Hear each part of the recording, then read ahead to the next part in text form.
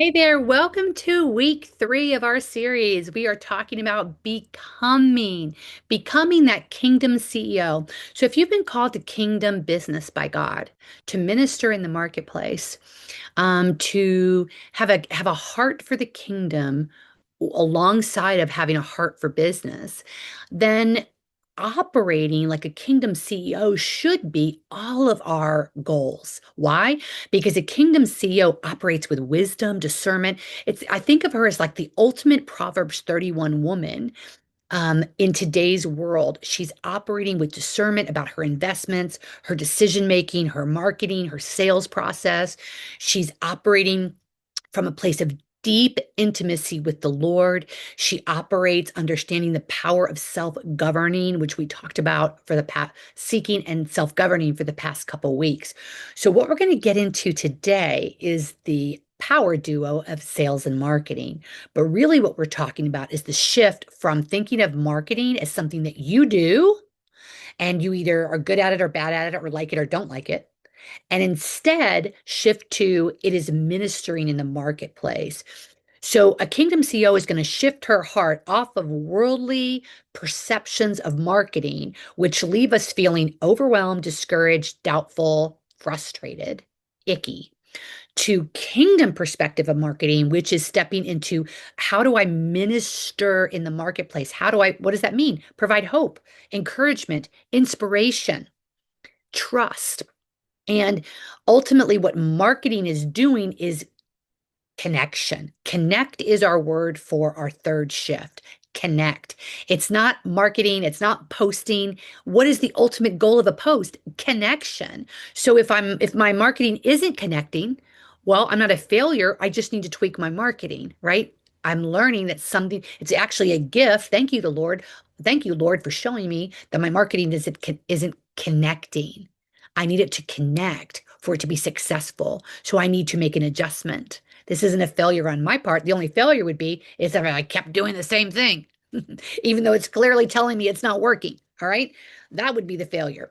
Now, the concept of we talk about niche and we talk about messaging, the power of your message and all of those things, and they are very important to marketing. But ultimately, it is it is building trust in such a way that you've earned the respect and the right to offer an invitation. And please hear me. That process takes time. I don't care who tells you they got fancy funnels and they got all the things. And if you're looking for some faster, easier way to go through that process to build a relationship with somebody, you're not going to find that here because I don't believe there's a faster way to build a relationship. I believe the Lord has called us to patience, long playing the long game, which means trusting that if I keep doing trust building activities, I'm going to keep inviting women into my journey with me and keep having clients. Okay. Now, I'm going to share an experience that I had recently with a client with you. And just to give some color around this. Okay. So I asked the client recently, so who do you help? And she gave me a beautiful answer. She was pretty clear. And then I said, okay, so if your dream client, so I'm asking you this, right? So if your dream client read your last five posts, would she immediately think she's talking to me? And then the client said, honestly, probably not. So the conversation, you see, that conversation is not about content. It's about clarity of how am I trying to build connection? What is my messaging that's going to draw a connection to my right fit person who's going to want to go on a journey with me, step by step by step? So the big idea here is most women think they have some kind of marketing problem, but really they often have a recognition problem. So they're posting, they're encouraging, they're sharing, and but it's so broad sometimes or not um strategized that their right fit person never says this is for me. So there's a big cost to avoiding a niche, and there's a big cost to trying to speak to everyone. And even if you are niching, and speaking to people, you need to bring them through to some kind of a call to action, because that's where the connection becomes apparent. A like, a heart, those really aren't creating connection. We want to get to the DMs where we actually get to start having a real conversation. So, my goal is always, is this post going to be a part of other posts that are going to evoke enough trust that someone's going to want to talk to me in the DMs? Ultimately, that's what I'm asking. Because if I'm not able to talk to people in the DMs about who they are, what God's called them to, what are their goals and objectives, what are they struggling with, how am I going to serve them? Not. Okay. So everything I do is to connect with the intention that that connection will lead to trust building in the DMs, which will then lead to a future conversation and an invitation at the right time when I feel there's enough trust built. And how do you know? By asking questions. Now, um,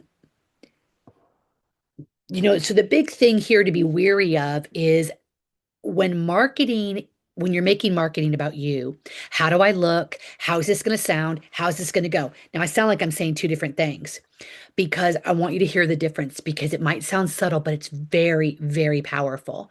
If I'm marketing wondering, how am I going to look? How is this going to go for me? That's when I'm stuck in self, and that's not kingdom marketing. When I'm marketing from a perspective of, how's this going to sound to her? Is this going to resonate with her? Is this going to encourage her to want to trust me, think I'm providing value, want to connect with me? Now I'm thinking about her. My intention is on her, okay? And helping her, serving her. That's the difference. All right. So ultimately, the point of connecting, the point of marketing is offering something, offering a product, a service. So here's the deal. If you are in business, clearly you believe that whatever you offer is of pretty good value. Because if you didn't believe in the value, even the incredible value of what you offer, you probably wouldn't be in business. All right. So often I will ask clients on a scale of 1 to 10, when you think about your offer, let's say you have a 90-day coaching program, and when someone comes into your coaching program and they follow it, they show up every week, they do a little assignment every week. At the end of 90 days, how confident are you that they will have experienced a real transformation? Honestly, most of my clients are up in the 9 and 10s because they are passionate about the call on their life. They're passionate and believe that God has called them to it. They're passionate about serving women. Okay. So where the disconnect comes in is there is a bridge that we have to create between the marketing and the sales. And so we talk about that, the trust building ladder. We talk about what you can put in your trust building ladder so that you have basically created a system so you know what to keep inviting them to. And I'm not going to go into all the detail of that because we're going to do that in the challenge, but it's very simple. The concept is, if you think of a ladder, at the low rung of the ladder is the post, at the lowest rung. At the top of the ladder is the invitation into your offer, your product, your team, your coaching program, whatever it is. Okay. Um, so how many rungs are in between? Probably four.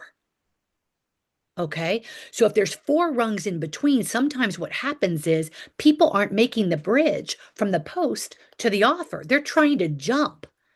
And that is a chasm that is not, it's not, there's no connection between that first connection and the invite. You've got to create the bridge, which is trust.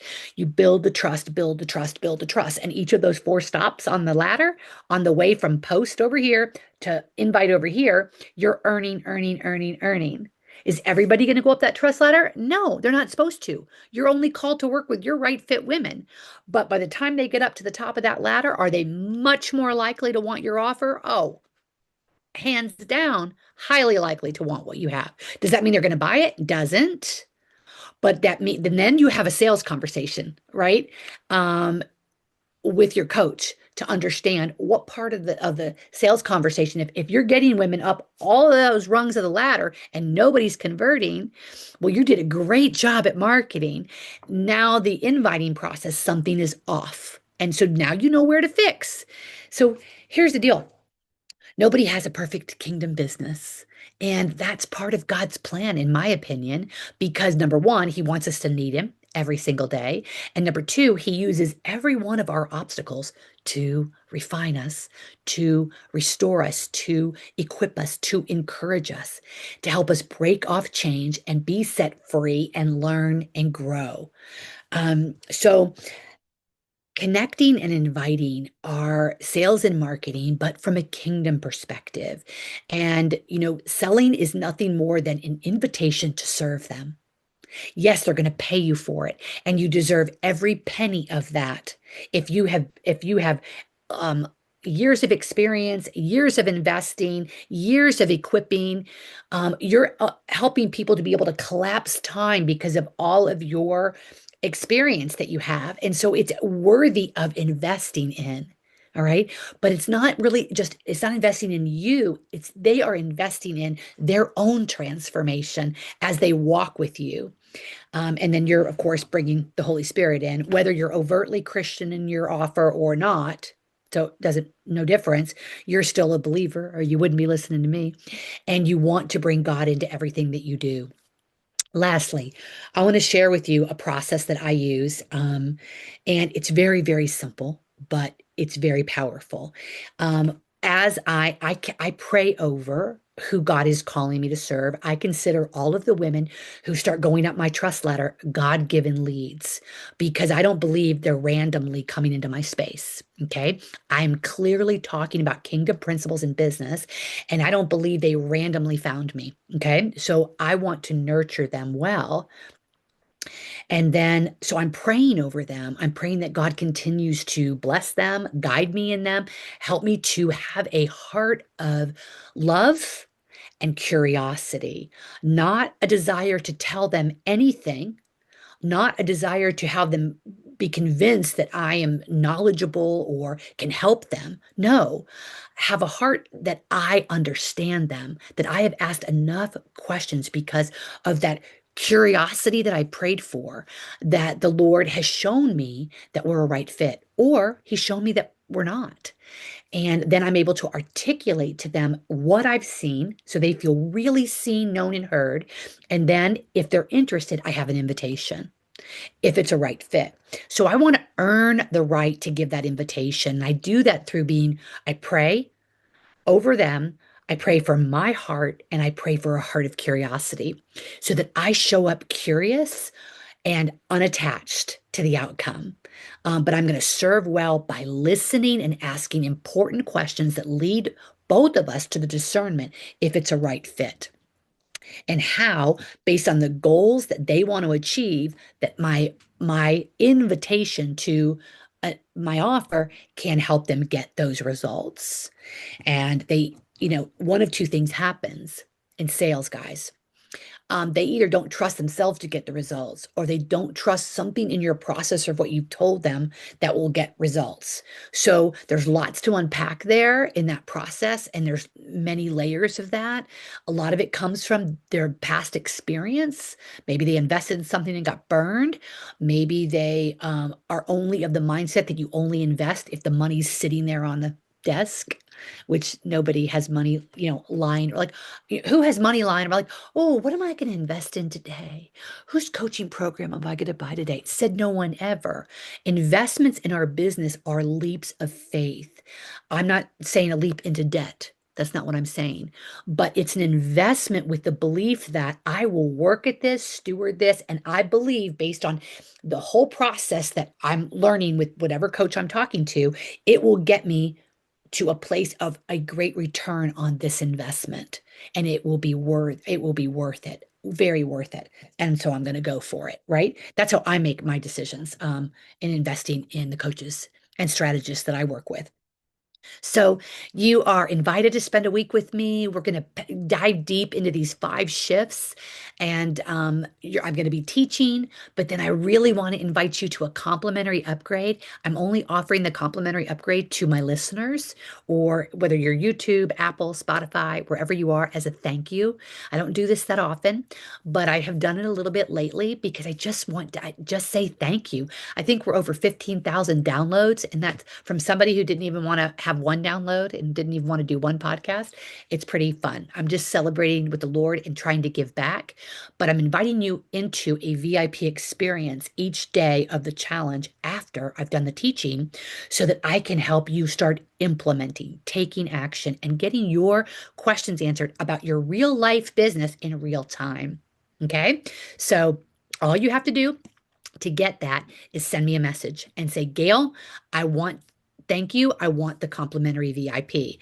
And when the time is right, you will get email and information on that you are registered, that you have been entered into the registration for that VIP offer. All right. So thank you. Thank you for being here. And we're not done. We've got one more episode, and it's all about building. So after we seek, we self-govern, we connect through messaging, and we invite, which is this our sales process. Then how do I keep building? How do I keep operating in a way that is building and for greater capacity so that I can go to that next level? I want to prepare for more capacity. I want to have more capacity. What does that look like? And that's what we're going to do on day 5, and that's what we're going to do in our next episode.